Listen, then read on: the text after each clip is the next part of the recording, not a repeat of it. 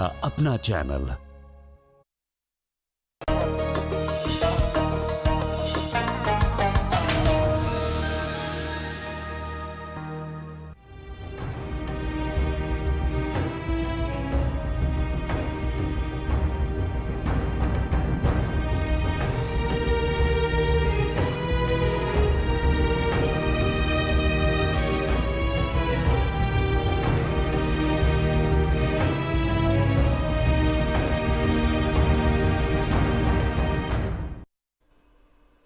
आदाब नाजरीन, मैं हूं फरहान नजमी। आदाब नाजरीन, मैं हूं समरीन नाज। डीडी उर्दू की बेहद ख़ास पेशकश हेलो डॉक्टर में आपका तहे दिल से खैर मकदम।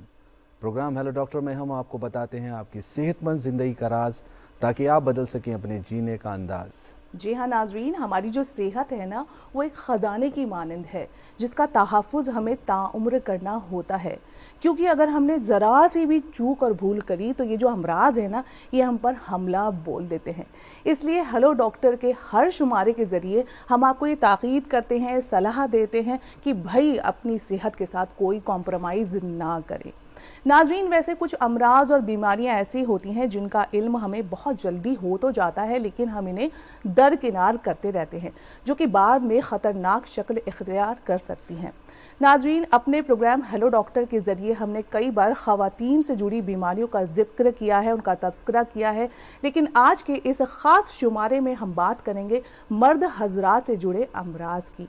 उनमें से भी एक मर्ज़ ऐसा है जो कि बहुत अहम है, क्योंकि उम्र बढ़ने के साथ साथ ये मर्द हज़रात में जो है वो नुमायाँ होने लगता है।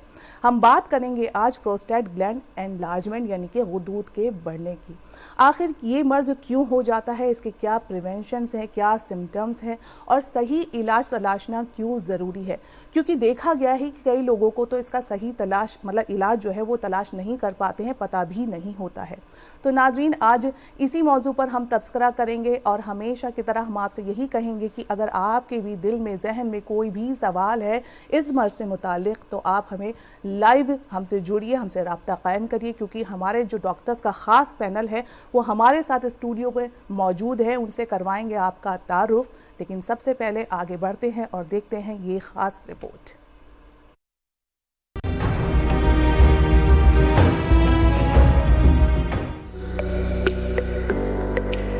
नाजरीन, इंसानी जिंदगी को आमतौर पर 3 बड़े अदवार में तकसीम किया जाता है: बचपन, जवानी और बुढ़ापा।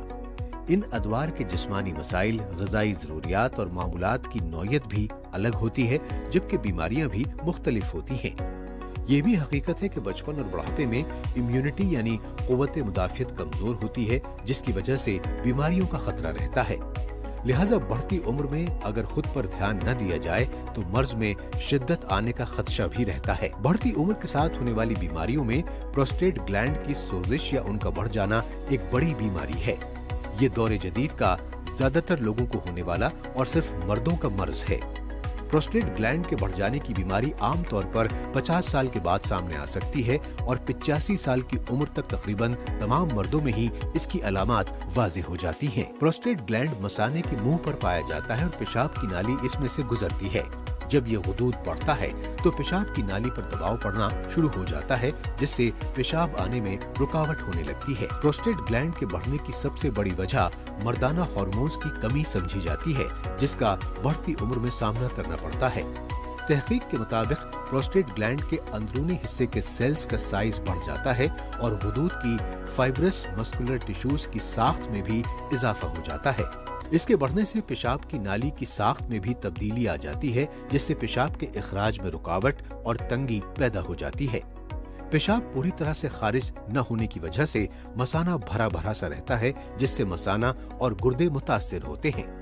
दरअसल सेहतमंद प्रोस्टेट एक गुठली की तरह होता है, जिसका साइज अखरोट के बराबर होता है और ये सिर्फ मर्दों में ही पाया जाता है। पेशाब की शदीद रुकावट अचानक गुदूद के बढ़ने से होती है। इसकी वजह से इन्फेक्शन और सूजन होती है। मरीज को पेशाब करना होता है, लेकिन वो इसे खारिज नहीं कर पाता। मसाना पेशाब से भर जाता है और इसमें सख्त खिंचाव और शदीद दर्द होता है। आमतौर पर पेशाब में खून भी आ सकता है। प्रोस्टेट बढ़ जाने की अलामात में 2 पहलू गौर करने लायक हैं। पहला, मरीज को पेशाब की शदीद हाजत होती है, लेकिन जब वो पेशाब करने लगता है तो पेशाब खारिज नहीं होता और उसे पेशाब के इखराज का इंतजार करना पड़ता है। पेशाब की धार भी बहुत कमजोर होती है। दूसरा, मरीज को पेशाब की हाजत बार बार होती है। ऐसी हालत में पेशाब थोड़ा थोड़ा और बार बार आता है। कभी कभी पेशाब आने का वक्फा सिर्फ 5 या 10 मिनट तक होता है। इस मर्ज का पता लगाने में अलामात को बहुत ज्यादा अहमियत हासिल है और इसके बाद ही इलाज तय हो पाता है। पेशाब करते वक्त जलन, रात में पेशाब के लिए कई बार उठना, कमर और पेट के निचले हिस्से में दर्द, पेशाब के कतरे टपकना बढ़े हुए प्रोस्टेट की अलामात हो सकती हैं। इस तरह की अलामात जाहिर होने पर माहिर डॉक्टर से रुजू करें और टेस्ट करवाएं। प्रोस्टेट ग्लैंड के साइज को कम करने के लिए ज्यादातर दवा ही दी जाती है, लेकिन दवा सिर्फ डॉक्टर के मशवरे से ही इस्तेमाल करें। प्रोस्टेट का बढ़ना चूंकि बढ़ती उम्र का मर्ज है, लिहाजा 50 साल से ज्यादा उम्र के मर्द हजरात प्रोस्टेट की सेहत का ख्याल रखें। इससे बचने के लिए सेहतमंद ग़िज़ा खाएं और ज्यादा चर्बी वाली ग़िज़ा से परहेज करें। तर्ज जिंदगी में तब्दीली से भी मदद मिलती है। पाबंदी से हल्की वर्जिश करने से भी प्रोस्टेट को बढ़ने से रोका जा सकता है। इसकी रोकथाम के लिए ज़हनी तनाव से बचना चाहिए। सिगरेट नोशी से परहेज प्रोस्टेट इन्फेक्शन के इम्कानात को कम कर देता है। रात के वक्त पानी या कोई और लिक्विड ज्यादा न पिएं। अलामात पर करीबी नजर रखें और बीमारी से महफूज रहें।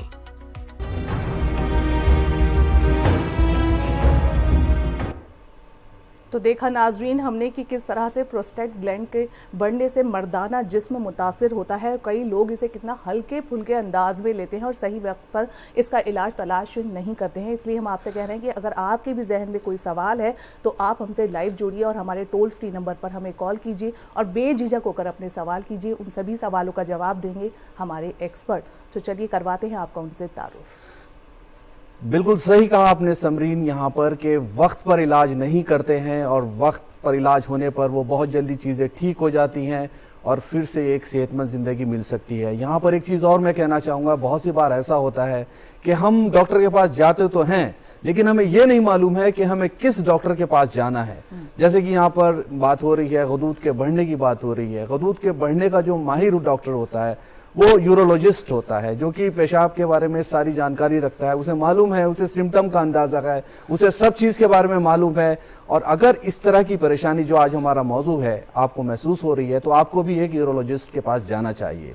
और आज इस प्रोग्राम में जो हमारे ख़ास एक्सपर्ट्स आए हुए हैं उनके बारे में हम आपको बता देते हैं। आज हमारे प्रोग्राम में डॉक्टर अमलेश सेठ, जो कि एक बहुत ही बड़े यूरोलॉजिस्ट हैं, जिनके बारे में जितनी तारीफ की जाए कम है। वो एक माहिर डॉक्टर तो हैं ही, साथ ही वो डॉक्टर ऐसे भी डॉक्टर हैं जो पेशेंट्स के लिए एक अच्छी भावना रखते हैं और दिल से हर पेशेंट का इलाज करते हैं। तो ये हमारे प्रोग्राम की और हमारी खुशकिस्मती है कि डॉक्टर अमलेश सेठ, जो कि एम्स में हेड हैं, प्रोफेसर हैं डिपार्टमेंट ऑफ यूरोलॉजी में, आज हमारे प्रोग्राम में उन्होंने आने के लिए वक्त निकाला। मैं दिल से उनका यहाँ पर खैर मकदम और वेलकम करता हूँ। डॉक्टर अमलेश सेठ, आपका बहुत शुक्रिया।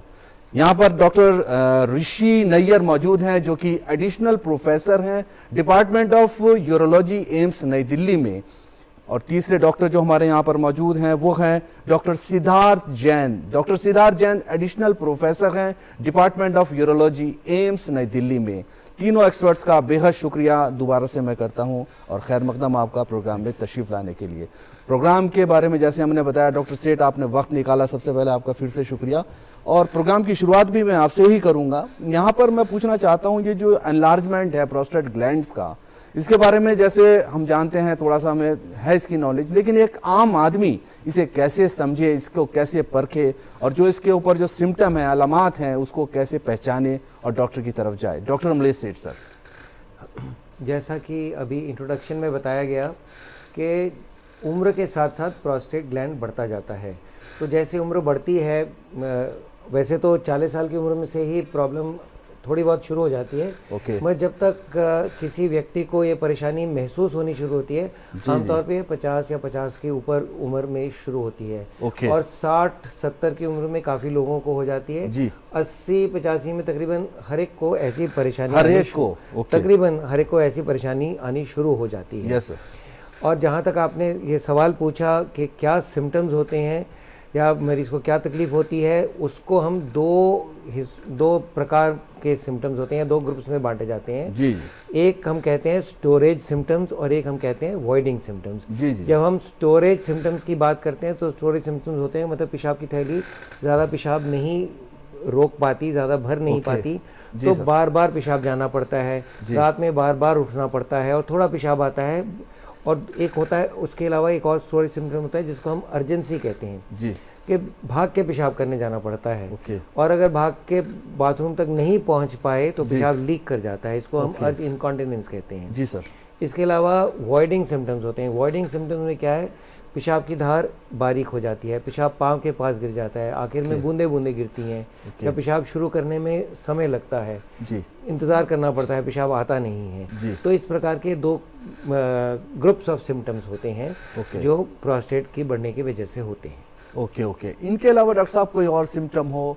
और इसमें मैं एक चीज़ और पूछना चाहूँगा, बहुत से लोगों को क्या ऐसा भी हो सकता है जो पेशाब का लीक होना है, जैसे कि आपने बताया है, इसके अलावा ये बीमारी नहीं है जो गुदूद का बढ़ना है, क्या किसी और वजह से भी ऐसा हो सकता है, या पक्का यकीन यही है कि अगर उसका पेशाब लीक हो रहा है, भाग के वो जा रहा है और उसका बीच में ही पेशाब मतलब लीक हो जाता है, तो क्या ये पक्का यकीन कर लें कि ये गुदूद ही की परेशानी है और यूरोलॉजिस्ट के पास जाना ज़रूरी बन जाता है? देखिए, अगर हम ऐसे 100 मरीजों की बात करें तो बल्क में ये प्रोस्टेट की वजह से होता है, ओके मगर ज़रूरी नहीं है कि सिर्फ प्रोस्टेट की वजह ओके से हो। Okay right. और हमारे भारत में, हमारे इंडिया में जी एक और डायबिटीज़ बहुत कॉमन है, कॉमन हो बढ़ती और जा रही है। हाँ, जी और जो शुगर के मरीज़ होते हैं जी उनको भी पेशाब की तकलीफ़ें होती हैं। ओके। और जितना ज़्यादा शुगर, अगर यूरिन में शुगर आता है तो जी। यूरिन का वॉल्यूम बहुत बढ़ जाता है, पेशाब का ओके। मात्रा बहुत बढ़ जाती है। ओके तो मात्रा ज़्यादा बढ़ जाने की वजह से भी ऐसा होता है कि बार बार पेशाब जाने की इच्छा होती है, ओके ओके और रात में भी कई बार उठना पड़ता है। ओके।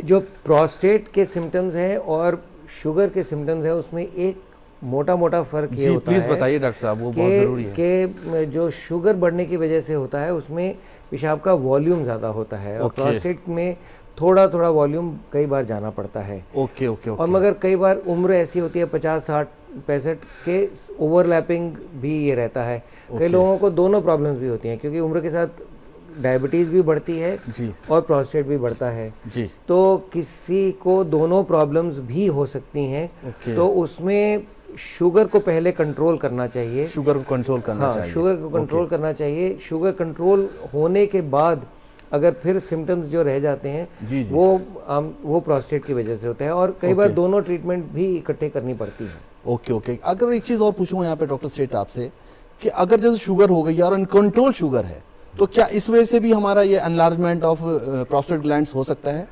शुगर के अनकंट्रोल होने पर? देखिए, ऐसा कोई डायरेक्ट कोरिलेशन नहीं है, ओके मगर एक बात ये पॉपुलेशन स्टडीज़ में ऐसा देखा गया है कि अगर जो लोग लंबे टाइम तक ज़्यादा शुगर का सेवन करते हैं, या जी। ज़्यादा फ्राइड फूड बहुत ज़्यादा खाते हैं, ओके या एक्सरसाइज कम करते हैं, जी उनके शरीर में कई सारे चेंजेस आते हैं। ओके उम्र के साथ कई सारे चेंजेस आते हैं, उनका एजिंग प्रोसेस भी फास्ट होता है। ओके तो ये भी जो एजिंग प्रोसेस का ही पार्ट है। जी जी और उनमें भी जो है एक मेटाबॉलिक सिंड्रोम कहते हैं, जी, जी, जिनमें जी, डॉक्टर मेटाबॉलिक सिंड्रोम होता है, जी उनमें प्रोस्टेट की प्रॉब्लम भी ज़्यादा दिखी जाती है। Okay okay right. बहुत अच्छे डॉक्टर अमलेश, आपने बताया इसको जी। काफ़ी अच्छे से, हमारे नाजरीन को ये बात बताई। जी। अब हम आपके पास आना चाहेंगे डॉक्टर ऋषि। जी। अगर इन्फेक्शन हो गया है प्रोस्टेट में, और लोग क्या करते हैं, अक्सर एंटीबायोटिक लेने लगते हैं, किसी केमिस्ट से दवा ले ली जाकर, तो फिर ये कहाँ तक ठीक है? वैसे तो ये ठीक है ही नहीं, क्योंकि डॉक्टर के पास जाना बेहद ज़रूरी है। उन लोगों के लिए आप क्या कहना चाहेंगे कि जो केमिस्ट के पास जाकर सिर्फ दवा ले लेते हैं कि भाई ऐसा हो रहा है तो कोई एंटीबायोटिक दे दो, और इससे ज़्यादा तवज्जो नहीं देते इस मर्ज़ पर? ये आपने बहुत अच्छा सवाल पूछा।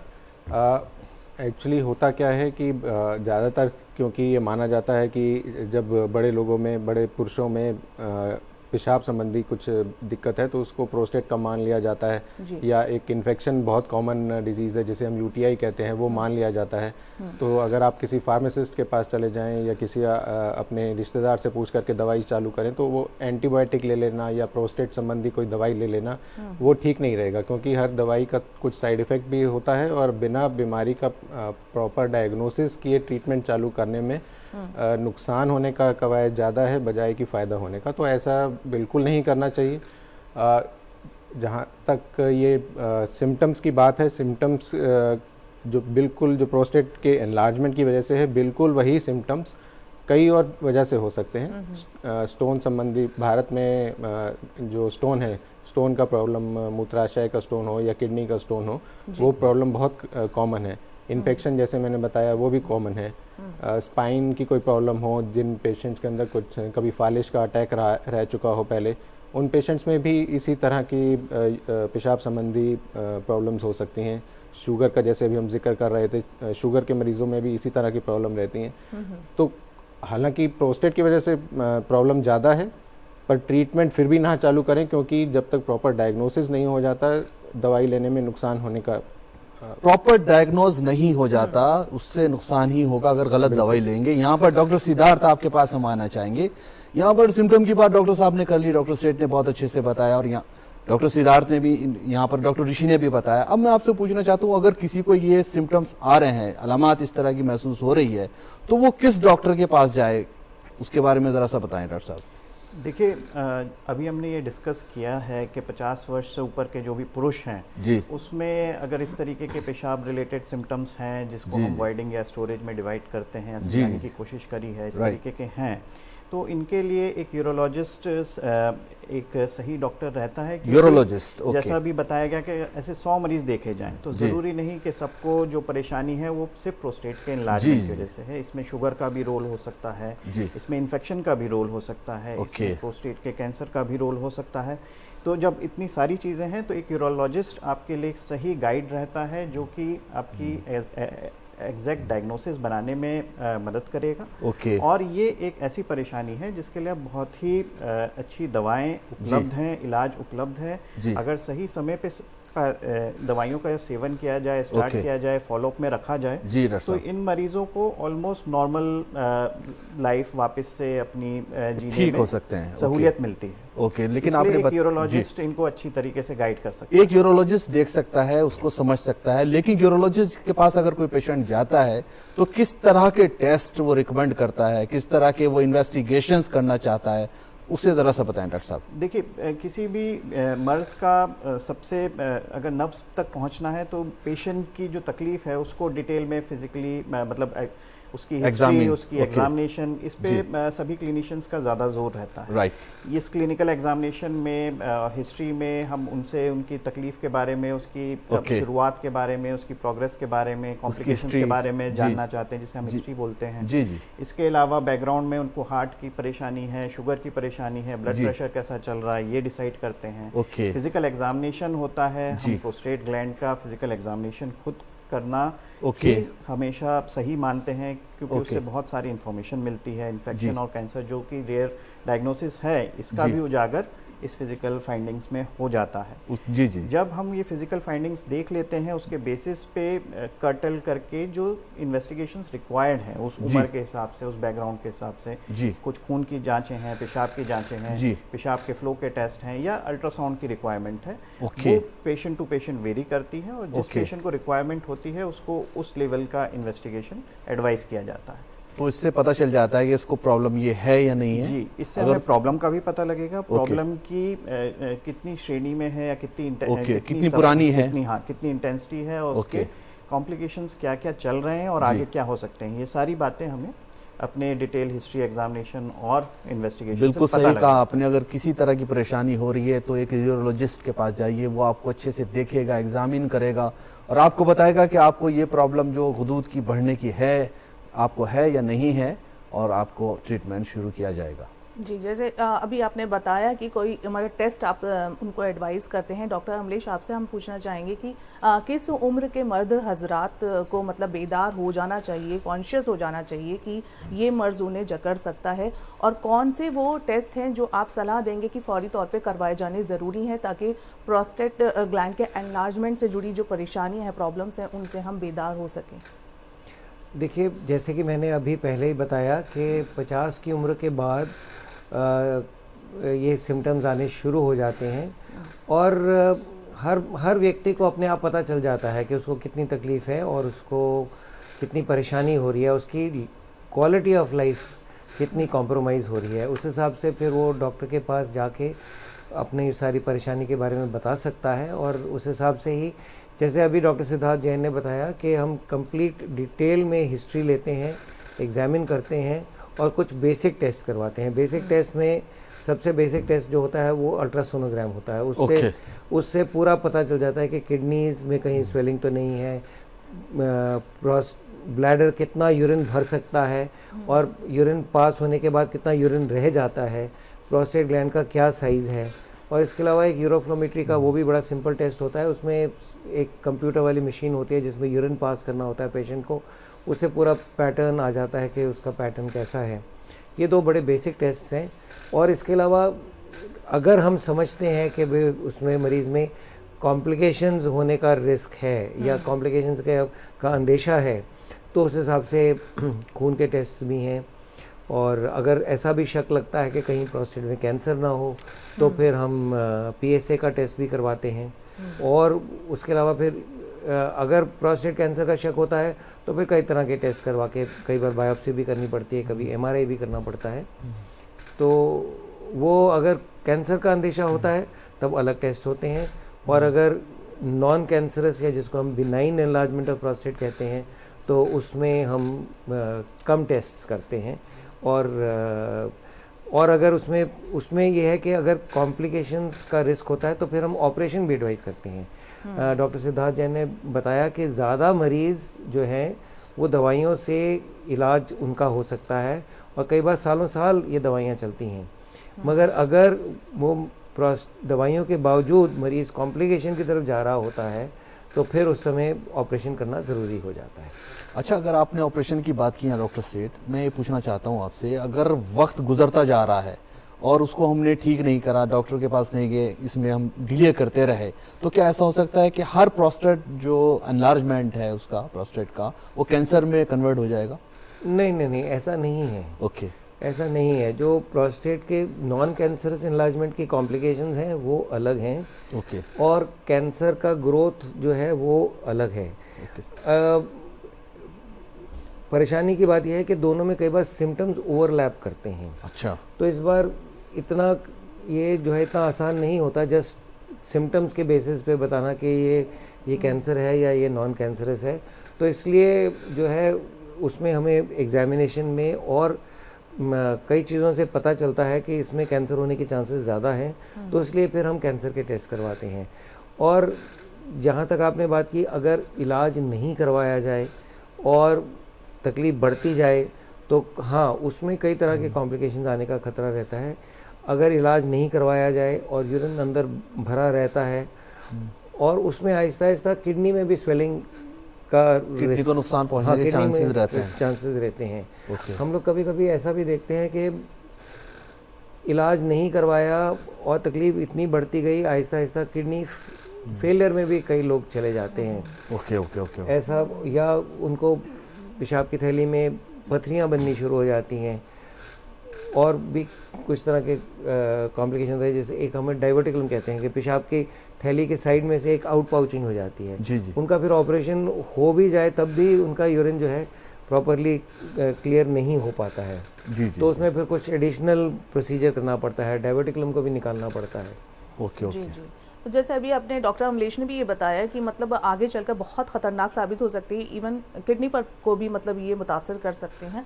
और कैंसर की भी बात हुई, तो डॉक्टर ऋषि आपसे हम जानना चाहेंगे, इसी सवाल से ही जुड़ा ये सवाल है एक तरीके से, कि अगर किसी को प्रोस्टेट ग्लैंड की प्रॉब्लम हो गई है और इसकी अगर हम बात करें मल्टीपल स्टेजेस होती हैं इसकी, तो कौन सी स्टेज पर कैंसर होने का खदशा ज़्यादा है और किडनी कौन सी स्टेज पर जाकर ज़्यादा मुतासिर हो सकती है, किडनी पर इफ़ेक्ट पड़ सकता है? तो कैंसर होने का संबंध कितना सिम्टम है उससे नहीं है। कैंसर का संबंध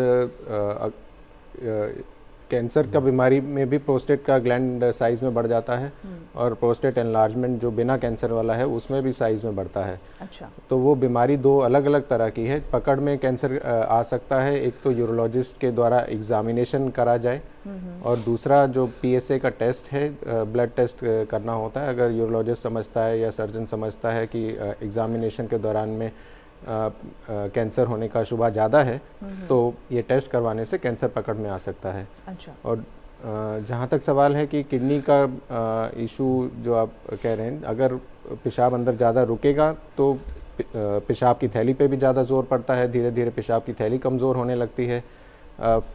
तो उसके आगे फिर ऊपर दोनों गुर्दों के ऊपर भी जोर पड़ने लगता है, दोनों गुर्दे खराब हो सकते हैं। तो ऐसी स्थिति में तो फिर ऑपरेशन प्रोस्टेट एनलार्जमेंट के लिए कराना ज़रूरी हो जाता है उस वक्त। वहाँ पर ध्यान रखना चाहिए और ऑपरेशन करा लेना चाहिए। बिल्कुल, उसमें देरी बिल्कुल ना करनी चाहिए। डॉक्टर सिद्धार्थ, आपके पास आना चाहेंगे हम। अब ये बात हो गई, काफ़ी हद तक हमारे प्रोग्राम देखने वाले भी समझ गए होंगे कि प्रोस्टेट ग्लैंड का बढ़ना क्या होता है और किस तरह का इलाज की ज़रूरत है, किस डॉक्टर की ज़रूरत है, जहाँ तक मैं उम्मीद करता हूँ। अब बात की जाएगी ये जो हमारे जो जेनेटिक प्रॉब्लम होती है। मेरे ग्रैंडफादर को सपोज ये प्रोस्टेट ग्लैंड के बढ़ने की प्रॉब्लम थी, मेरे फादर को थी, तो क्या ये परेशानी मेरे अंदर आने के चांसेस हैं या मेरे किसी को भी थी घर में? इसके बारे में क्या कहना चाहेंगे? मोटे तौर पे प्रोस्टेट का बढ़ना सभी मर्दों में देखा जाता है जी। अगर ये प्रोस्टेट बढ़ रहा है, उम्र के साथ बढ़ रहा है, इसका ज़्यादा रिलेशन टेस्टोस्टेरोन से है, शारीरिक चेंजेस से है, ओवरऑल आपकी डाइट या आपकी लाइफस्टाइल कैसी रही है, उसके बेसिस पे ये चीज़ जल्दी या थोड़ा लेट प्रेजेंट कर सकती, बट होती सब में। ओके। अब ये कहना कि क्योंकि पिताजी में है, इसका जेनेटिक लिंक है, तो इसका जेनेटिक लिंक बहुत स्ट्रॉन्ग तो नहीं पाया गया है। अच्छा। पर जिस परिवार के पुरुषों को ये समस्या ज़्यादा रहती है उसमें होता है। अच्छा। ये बात प्रोस्टेट कैंसर के लिए नहीं कही जा सकती। प्रोस्टेट कैंसर में काफ़ी जेनेटिक स्टडीज़ हुई हैं, उसमें जेनेटिक लिंक पाए गए हैं। ऐसा पाया गया है कि जो प्रोस्टेट कैंसर है वो परिवार के पुरुषों में, तो कुल मिला के जेनेटिक लिंक की बहुत ज़्यादा ये नहीं है कि वाज़ेह नहीं है कि ये चीज़ है ही, और हो भी सकती है। ये अगर किसी के फादर को थी तो उसको कम से कम ख्याल तो रखना ही चाहिए। मेरी अपनी ये समझ ये है। मोटे मोटे तौर पे ऐसे लोग ज़्यादा जागरूक होते हैं क्योंकि उनके परिवार में इस तरीके के सिम्टम। आपको ज़रा सा रोकूंगा यहाँ पर डॉक्टर साहब, हमारे पास एक फ़ोन आ गया है। तो हेलो हेलो हेलो, ऐसा लग रहा है कि संपर्क नहीं हो पा रहा है जी। हेलो, हमें सुन पा रहे हैं आप? हेलो हेलो, लगता है हमारा कांटेक्ट नहीं हो पा रहा है। यहाँ पर मैं कंटिन्यू करने के लिए आपसे रिक्वेस्ट करूंगा। जी, ये कहा जा सकता है कि जिन परिवारों में उन्होंने अपने पिताजी ग्रैंडफादर को इस समस्या से ग्रसित देखा है, जी तो जी उस जी, वही मेरा के पूछने का लड़के भी मकसद ज़्यादा था। जागरूक होते हैं जी। तो इस तरीके से कहा जा सकता है कि वो अपने आप को यूरोलॉजिस्ट या फिर इस परेशानी के प्रति ज़्यादा जागरूक पाते हैं। ओके। पर इसका डायरेक्ट जेनेटिक लिंक अभी जेनेटिक लिंक नहीं है, लेकिन उनको कम से कम अवेयर रहना चाहिए और अपना चेकअप कराना चाहिए। राइट जी, बहुत अच्छी आपने बात एक्चुअली इस बारे में मैं ये बात बोलना चाहूँगा कि ये ऐसा नहीं है कि ये एक जीन है जो प्रोस्टेट कैंसर करता है या ये एक जीन है जो प्रोस्टेट का एनलार्जमेंट, ये पॉलीजेनिक बीमारियां हैं। यहाँ पर आपको ज़रा मैं रिक्वेस्ट करूँगा रुकने के लिए। हेलो हेलो जी, प्लीज़ आप कैरी ऑन रखिए। हाँ, तो ये एक पॉलीजेनिक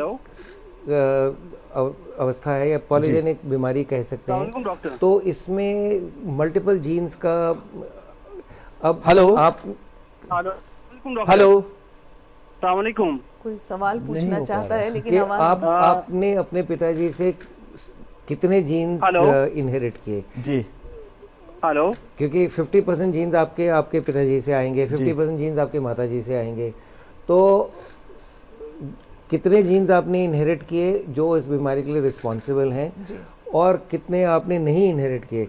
हाँ, ऐसा ज़रूर है कि दोनों भाइयों में सिमिलर जीन्स होते हैं, सिमिलरली पिताजी और बेटों में सिमिलर जीन्स होते हैं। तो ऐसा एक काइंड ऑफ मोटा मोटा कोरिलेशन है, कोई इतना बड़ा स्ट्रॉन्ग कोरिलेशन नहीं है, जैसे डॉक्टर सिद्धार्थ ने बड़े डिटेल में एक्सप्लेन किया जी जी जी कि ये कहना कि अगर पिताजी को हुआ है तो बेटे को जरूर होगा, अच्छा, ऐसा कुछ नहीं है। ऐसा जरूर नहीं है। सिर्फ यही बात है, अगर पिताजी को हुआ तो बेटे को होने के चांसेस ज्यादा है, जनरल पॉपुलेशन के हिसाब से ज्यादा है। अच्छा बस, और इससे ज्यादा ऐसा नहीं है कि अगर पिताजी को हुआ तो बेटे को जरूर होगा, ऐसा तो कुछ ध्यान रखने के लिए एडवाइस करेंगे सर प्रोग्राम देखने वालों को? हम तो इस समय तो यही एडवाइस कर रहे हैं, सभी को एडवाइस कर रहे हैं कि सभी लोग ध्यान रखें। हाँ, ये बात ज़रूरी है कि अगर पिताजी को मेजर प्रॉब्लम हुई है तो बेटे को भी हमेशा ख्याल रखना चाहिए।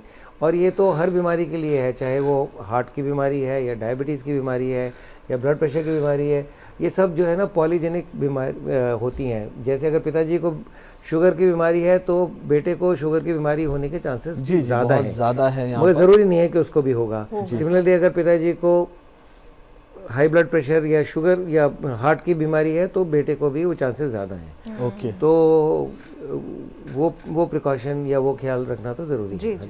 Hello hello hello doctor, hello, आवाज आ रही है आपको? हमारी आवाज मिल रही है आपको? जी जी जी, हेलो, आ रही है जी, बताएं। सर, मैं पिछली बार यूएसजी करने के लिए गया था, तो वहाँ पे डॉक्टर ने बोला कि आपको एपिडेमिसिस है राइट एंड लेफ्ट टेस्टिकल्स को।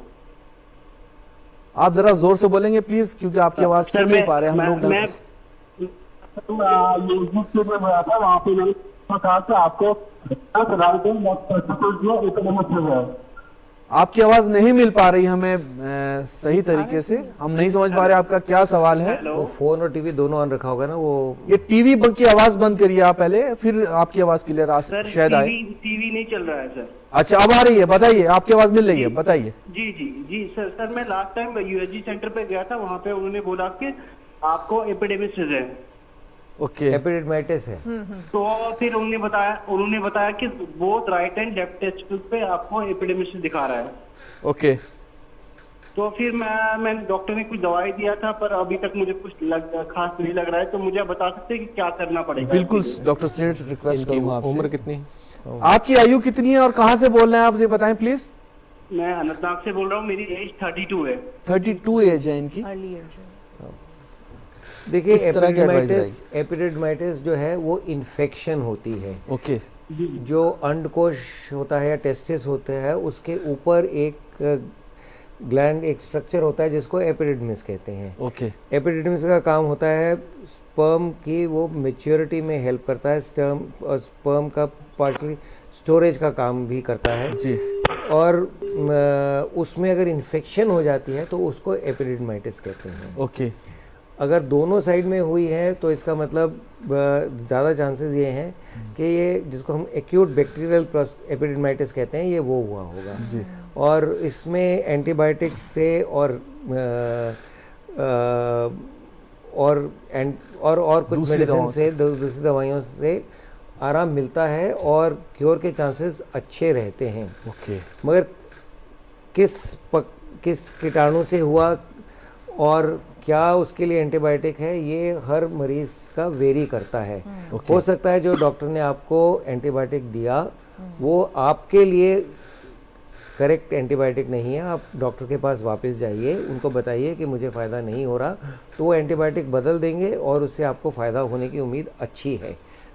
उम्मीद यही है कि आप बिल्कुल ठीक हो जाएंगे। डॉक्टर साहब ने कहा कि उम्मीद यही है कि आप बिल्कुल ठीक हो जाएंगे, कोई घबराने की बात नहीं है। अगर आपको फायदा नहीं हो रहा है, जो दवाई आपको डॉक्टर ने दी है, आप दूसरी दवाई लीजिए, दोबारा उनसे विजिट कीजिए। बाकी फोन करने के लिए बेहद शुक्रिया और आपके सेहत के लिए दुआ करते हैं हम। जी जी। अच्छा डॉक्टर सिद्धार्थ, आपसे भी हम ये जानना चाहेंगे, काफ़ी जानकारी हमने हासिल की आप ही लोगों से प्रोस्टेट ग्लैंड से जुड़ी हुई।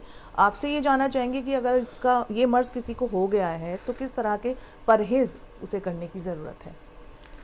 देखिए, हर इलाज का पार्ट होलिस्टिक होने के लिए दवाइयों के अलावा ये अपने खान पान और लाइफस्टाइल में चेंजेस करना बहुत ज़रूरी है, तभी वो ट्रीटमेंट सस्टेन किया जा सकता है, लंबे समय उसका असर मेंटेन किया जा सकता है। तो मोटे मोटे तौर पे इसमें जो पेय पदार्थ हैं, पानी है, चाय कॉफ़ी वगैरह है, या फिर और भी पीने वाली जो चीज़ें हैं, इसके ऊपर हम ख़ास तौर से उन्हें एडवाइस करते हैं कि शाम के समय पे प्रोग्राम इतना अच्छा जा रहा है, इतने अच्छा पैनल है आज हमारा, डॉक्टर सेठ हैं, आप लोग हैं, तो फोन पे फोन आ रहे हैं। वो थोड़ी सी टेक्निकल प्रॉब्लम की वजह से बात नहीं हो पाई, दोबारा फोन आ गया है, हम फोन लेंगे यहाँ पे। हेलो जी, बताइए, आपको आवाज मिल रही है हमारी? हेलो हेलो, आप हल्की आवाज जी बताएं। जी, तो हम अपने सभी मरीज़ों को यही एडवाइस करते हैं कि वो शाम के समय पे जो पानी लेते हैं, फ्री फ्लूइड है या एक्स्ट्रा पानी पीने की कोई आदत है, उसको पूरी तरीके से रिस्ट्रिक्ट करें। 7 बजे के बाद कोई भी एक्स्ट्रा पानी ना लें। जस्ट जो दवाई लेने के समय पे थोड़ा बहुत चाहिए पड़ता है, उसके अलावा एक्स्ट्रा पानी ना लें। शाम को 5 बजे के बाद कोई भी चाय कॉफ़ी की अगर हैबिट है तो उसे छोड़ने की आवश्यकता है। अच्छा। अगर आप शाम को दूध लेने के आपको आदत है तो उसको आप दिन में शिफ्ट कर लें, सवेरे के समय शिफ्ट कर लें।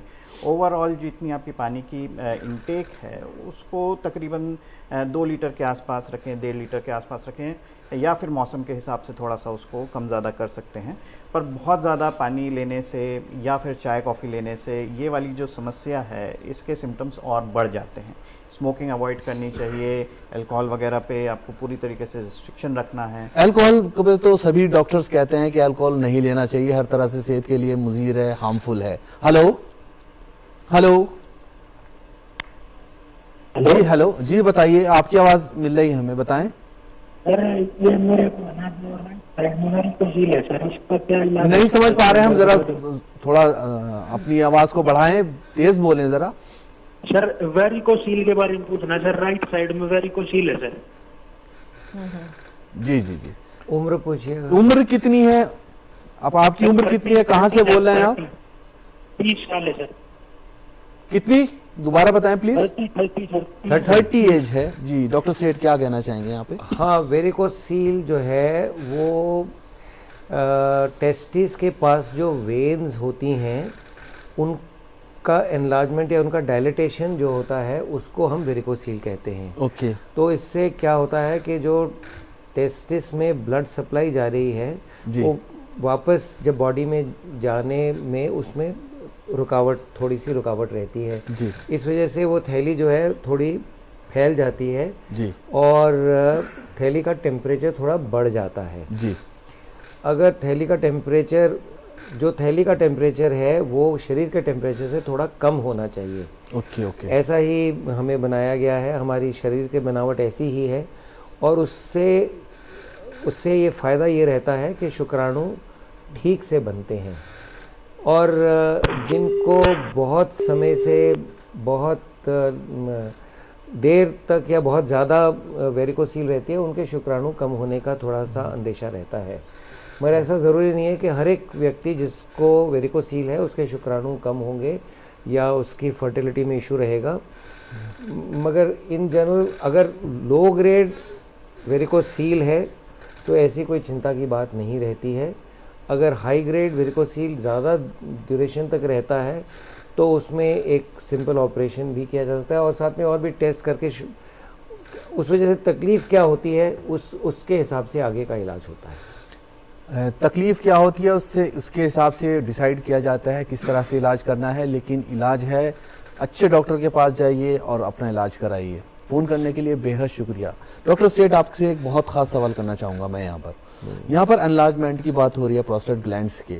अब हम वो बात करेंगे कि आज मॉडर्न ज़माने में हम अगर जिक्र करें या बात करें इस बारे में, ट्रीटमेंट का जो लाइन ऑफ ट्रीटमेंट है, और अगर हम पीछे जाएं 20 साल पहले जाएं, 25 साल पहले जाएं, क्या फ़र्क है डॉक्टर साहब? आज हम कहाँ तक पहुँच गए हैं, कहाँ तक हमारे इलाज में बहुत ज़्यादा कामयाबी आ गई है, बहुत ज़्यादा आसानियाँ आ गई हैं और कम पीरियड में अच्छी सेहत हम पा सकते हैं, इस परेशानी से उभर सकते हैं? बहुत बहुत चेंजेस आए हैं, बहुत चेंजेस आए हैं। Very good. हाँ, मैं जी तो देखिए यूरोलॉजी में पिछले 33 साल से 33 साल से आप देख रहे हैं। मैंने तो बहुत ज़्यादा चेंजेस देखे हैं। जी डॉक्टर साहब जी। देखिए, और मैं हर मरीज़ को भी कई बार ये बात बोल चुका हूँ जी कि उम्र के साथ देखिए दोनों चीज़ें होती हैं। प्रोस्टेट भी आहिस्ता आहिस्ता बढ़ता है और आंखों में मोतिया बिंदु की तकलीफ भी आती है। जी जी। और मोतिया बिंदु के लिए तो एक ही इलाज है और वो है ऑपरेशन। मगर प्रोस्टेट के लिए हमारे पास बहुत सी दवाइयाँ आई हैं पिछले 25 सालों में। इतनी दवाइयाँ आई हैं, बहुत अच्छी बात है। हाँ, जो पहले हम मरीज़ को सिर्फ यही बोलते थे कि या तो आप ऑपरेशन करवाओ और या मरीज़ या अपनी तकलीफ को भुगतो। ओके। और जिनको तकलीफ़ कम होती थी या जिनको ऑपरेशन की ज़रूरत नहीं होती थी वो अपनी तकलीफ़ को भुगतते थे जी, और उनके पास कोई दवाई नहीं होती थी। अब हमारे पास काफ़ी दवाइयाँ हैं जो पेशाब का फ़्लो को इम्प्रूव कर सकती हैं जी, जो बार बार पेशाब जाने की तकलीफ़ को भी कम कर सकती हैं जी। और कुल मिला के आज हम वहाँ कुल खड़े मिला हैं कि के, प्रॉब्लम हाँ। नहीं है और हमने बहुत कुछ और तरक्की की है। ऑपरेशन को डिले भी कर सकती हैं, ऑपरेशन अच्छा। का चांस भी कम ये कर बहुत सकती अच्छी हैं। बात बताई आपने, डिले भी कर सकते हैं, मतलब जहाँ हाँ। इतनी जल्दी होती थी। हाँ सर थोड़ा सा फोन आ गया है, आपने बहुत अच्छे से आप बता रहे हैं, उसके लिए मैं माफी चाहूंगा, आपको भी बार बार इंटरप्ट कर रहा हूँ। हेलो हेलो जी, बताइए आपका सवाल। हेलो हाँ जी सर, नमस्ते। नमस्कार, बताइए अपना सवाल, डॉक्टर साहब को सुन रहे हैं। जी मेरा नाम दिनेश हुआ। जी जी, मैं बिहार से बोल रहा हूँ। ओके, बिहार से बात कर रहे हैं आप। आपकी उम्र कितनी है? मेरी उम्र सर 45। अच्छा, 45 साल उम्र है आपकी। आपकी परेशानी क्या है बताइए, डॉक्टर्स पूरा पैनल आपको सुन रहा है यहाँ पर। सर मैं ये जानना चाह रहा हूँ, क्या उम्र के साथ ये बीमारी सबको होना जरूरी है? अच्छा, मतलब होना ही है? डॉक्टर ऋषि के पास आऊंगा इस बार में। डॉक्टर और, ऋषि आप बताइए, और उम्र। हाँ, तो दिनेश जी, हेलो। उम्र जी के साथ जी जी, अभी वो कुछ और भी कह रहे हैं, जी बताएं। जी सर, और ये कह रहा हूँ कि क्या इसका ऑपरेशन के थ्रू जो है इलाज संभव है? इसका ऑपरेशन के थ्रू इलाज संभव है।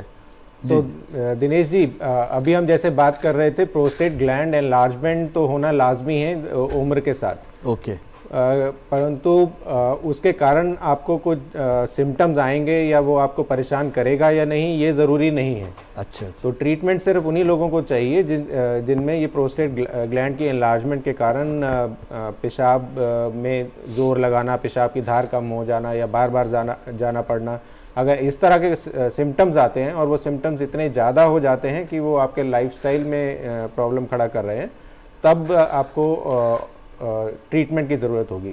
ज़्यादातर ट्रीटमेंट मेडिसिन्स दवाइयाँ खा लेने से ही हो जाता है। जस्ट सिर्फ 2-4% लोग ऐसे होते हैं जिनको आगे चलकर ऑपरेशन की ज़रूरत पड़ती है, और अगर ज़रूरत पड़ती भी है तो आजकल हमारे पास बहुत तरह के सर्जिकल ट्रीटमेंट अवेलेबल हैं, जिसमें उसी दिन, जिस दिन ऑपरेशन हुआ है उसी दिन छुट्टी भी हो जाती है। इस तरह के ट्रीटमेंट भी अवेलेबल हैं। ओके ओके, इस तरह के ट्रीटमेंट अवेलेबल हैं, बहुत सारी चीज़ें हो चुकी हैं। आज वो बात नहीं है जो आज से 20-25 साल पहले थी, और उम्मीद है कि आपको जो बात समझनी थी डॉक्टर साहब ने आपको अच्छे से बताई और आपके समझ में आई होगी। फ़ोन करने के लिए बेहद शुक्रिया। डॉक्टर साहब, हमारा जो प्रोग्राम है लास्ट मरहले में पहुंच चुका है, बिल्कुल लास्ट में पहुंच चुका है। अब आपसे रिक्वेस्ट इस रहेगी कि आप कोई पैगाम, मैसेज देना चाहें प्रोग्राम देखने वालों को, तो बहुत बढ़िया रहेगा।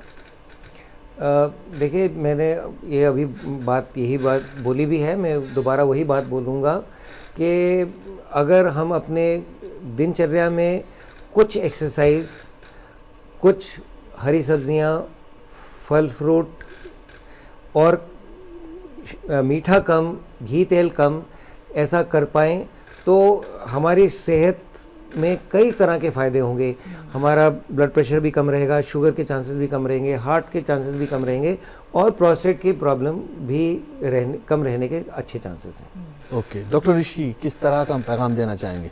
देखिए, अगर पेशाब की दिक्कत रहती है तो अगर आप बाहर जाकर के किसी फार्मासिस्ट से या अपने आप कोई दवाई चालू कर देते हैं तो ऐसा ना करें जी। इस चीज़ के दो पहलू हैं। एक तो अगर आप प्रॉपर डायग्नोसिस के बिना दवाई चालू करेंगे तो उसका साइड इफेक्ट हो सकता है, और दूसरा हो सकता है आपको दवाई की ज़रूरत ही ना हो, सिर्फ लाइफस्टाइल चेंजेस, जैसे हम बात कर रहे थे, लाइफस्टाइल चेंजेस करने से ही शायद आपका काम बहुत ठीक हो सकता बहुत है। ही अच्छी बात, तो शायद बिना दवाई के भी काम हो सकता है। तो अपने आप दवाई बिल्कुल चालू ना करें, प्रॉपर डायग्नोसिस करें, उसके बाद डॉक्टर के बताए अनुसार ट्रीटमेंट या इन्वेस्टिगेशन करवाएं।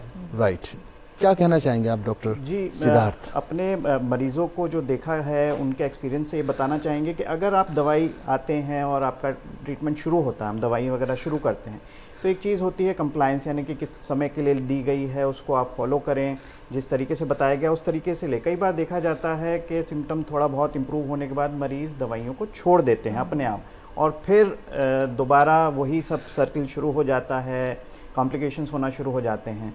तो दवाई कैसी लेनी है वो भी एक मशवरे के बाद ही शुरू करें, और उसको अगर प्रिस्क्राइब किया गया है तो उसे कंटिन्यू करें। राइट। अगर आपको दवाइयों के बाद ऑपरेशन की आवश्यकता है तो उसके लिए भी आप डिस्कशन के माध्यम से ही, बात करने के बाद ही अपने डिसीजंस को बदलें या चेंज करें, या अपने डॉक्टर से पूछें कि अभी भी अगर आपको सिम्टम बच रहे हैं, आपको ऑपरेशन की आवश्यकता है, तो एक कंफर्म डिसीजन लेना मरीज के लिए एक बेहतर ज़िंदगी के लिए ठीक रहता है। एक बेहतर ज़िंदगी के लिए इसको समझना बहुत ज़्यादा ज़रूरी है। तीनों एक्सपर्ट्स ने आज बहुत ही अच्छी बातें बताई हैं, प्रोग्राम बहुत अच्छा गया है। एक बार मैं डॉक्टर सेठ की बात को फिर से दोहराना चाहूँगा। डॉक्टर सेठ ने कहा कि हमें एक्सरसाइज की तरफ बहुत ज़्यादा ध्यान देना है।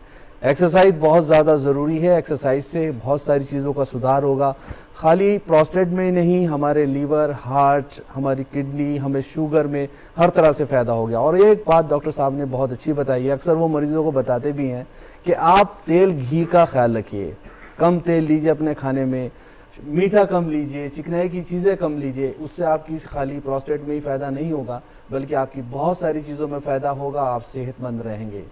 यहाँ पर बात करूँगा मैं डॉक्टर ऋषि की। डॉक्टर ऋषि ने बोला है कि अगर आपको किसी तरह की परेशानी होती है, उस परेशानी के चलते आप मेडिकल स्टोर पर जाकर दवा ले लेते हैं, तो उससे आपके दो नुकसान होंगे। एक तो ये कि आपकी जो बीमारी है वो वहीं पर रहेगी, और दूसरा जो आप गलत दवाई खा रहे हैं उससे साइड इफ़ेक्ट होगा और आप परेशान रहेंगे। तो बेहतर ये है कि अगर आपको किसी भी तरह की परेशानी है तो उस परेशानी के लिए उस एक्सपर्ट के पास जाइए, उस एक्सपर्ट को दिखाइए। और ख़ास तौर से यहाँ प्रोस्टेट की बात हो रही है तो उसके लिए तो यूरोलॉजिस्ट ही है, उसके पास जाएं और अपना इलाज कराएं, और उम्मीदें बहुत ज़्यादा हैं, आप ठीक हो जाएंगे। डॉक्टर सिद्धार्थ जैन ने जिस तरह से बताया है कि अगर आपको किसी भी दवाई के लिए रिकमेंडेशन किया जाता है, डॉक्टर कहता है कि आपको इस दवाई सपोज 3 महीने लेनी है, 2 महीने लेनी है, और उसको आप सिम्टम के इम्प्रूव होने के बाद आप उसको कट करके 2 हफ्ते लेते हैं, 3 हफ्ते लेते हैं, तो उससे कोई फ़ायदा नहीं है। आपकी बीमारी तो वहीं रहेगी नहीं बल्कि बढ़ जाएगी। तो बेहतर यह है कि आप अपनी सेहत का ख्याल रखने के लिए जो डॉक्टर आपको एडवाइस करते हैं उसका ख़ास ख्याल रखिए, और अपनी जो बीमारी है उसको ख़त्म करने के लिए उसी पीरियड में जो डॉक्टर कहते हैं उसे पूरा फॉलो कीजिए। और अगर डॉक्टर इस बीमारी के चलते आपको ऑपरेशन के लिए भी कहते हैं तो ऑपरेशन के बाद भी आप बिल्कुल ठीक हो सकते हैं, आपकी सेहत बेहतर हो सकती है। नाजरीन, बहुत अच्छा आज का प्रोग्राम रहा। इसके लिए आप सभी का शुक्रिया प्रोग्राम में फ़ोन करने के लिए। और आज के इस प्रोग्राम में जिस तरह से बात हुई, आप उम्मीद है आपको पसंद आई होगी और आप अपनी ज़िंदगी में उन चीज़ों को लाएंगे और सेहतमंद रहेंगे। तीनों डॉक्टर्स का बेहद शुक्रिया यहाँ पर इस प्रोग्राम में शिरकत करने के लिए। जी नाजरीन, हमारा ये जो प्रोग्राम है हेलो डॉक्टर, इसके अंदर हम मुख्तलिफ मौज़ूआत जो होते हैं, जो आपकी सेहत से जुड़े होते हैं, उन पर तबसरा करते हैं और कोशिश करते हैं कि ज़्यादा से ज़्यादा जो सल्यूशन है वो आप तक पहुँच जाएँ। और इसीलिए हम आपसे हमेशा ये कहते हैं कि अगर आपके भी जहन में कोई सवाल है तो आप हमें ईमेल कर सकते हैं। हमारी ईमेल आईडी है hello.drurdu@gmail.com। इसी के साथ आप हमारे DD उर्दू के YouTube चैनल से भी जुड़ सकते हैं। तो चलिए आपको टिप्स ऑफ द वीक के साथ छोड़े जा रहे हैं। रखिए अपना और अपनों का ख्याल, सेहतमंद रहें, खुश रहें, एक्सरसाइज का ध्यान रखें, सादा खाएं, सादी जिंदगी गुजारें और रहें एकदम सेहतमंद। जी, और इसके साथ हमें दीजिए इजाज़त। आदाब।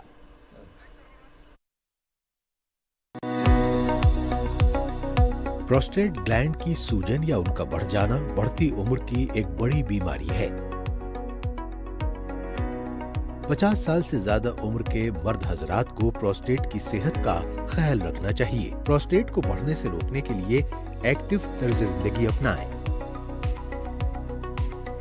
इससे बचाव के लिए कम चर्बी वाली ग़िज़ा इस्तेमाल करें। ताज़ा फल और सब्जियों का इस्तेमाल भी प्रोस्टेट के इन्फेक्शन से बचाता है। पाबंदी के साथ हल्की वर्जिश करने से प्रोस्टेट ग्लैंड को बढ़ने से रोका जा सकता है। ज़हनी सेहत का भी ख्याल रखना लाजमी है। सिगरेट नोशी से परहेज करना प्रोस्टेट इन्फेक्शन के इम्कान को कम कर देता है। प्रोस्टेट के लिए कोई भी दवा डॉक्टर के मशवरे से ही इस्तेमाल करें।